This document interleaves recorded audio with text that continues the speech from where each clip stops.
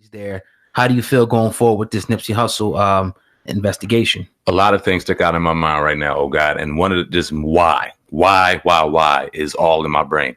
And we need to get to the bottom of why. The motive. Why did he do this? Exactly. Was it an act of rage and jealousy, or was there something deeper to this story?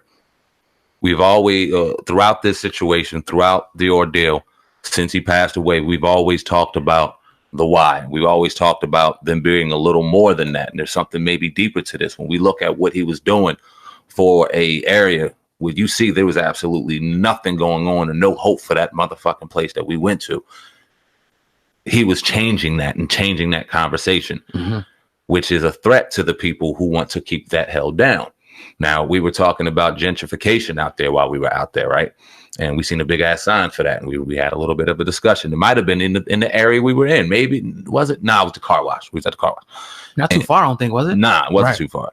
So we had to start having a conversation about that. And the areas that usually start going through these gentrifications are black neighborhoods by white ownership. They get to move the blacks out. They up the value in there. And this is how they do it. But Nipsey was doing it on his own, which was the end of our conversation. We need to start doing this on our own. And that's what Nipsey was doing, which is a threat to the people who can't do it on their own, can't do it for themselves and take away that money. Right. It makes a lot of sense for that threat to be taken out if you're on the opposite side. We are dealing and we are in war, point blank, period.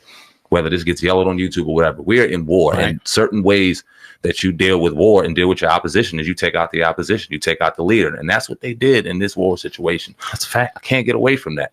I just can't. And looking at his mother's eyes, not on TV, sitting right there. That's right. Who's in the building? And looking her right in her eyes and seeing the pain.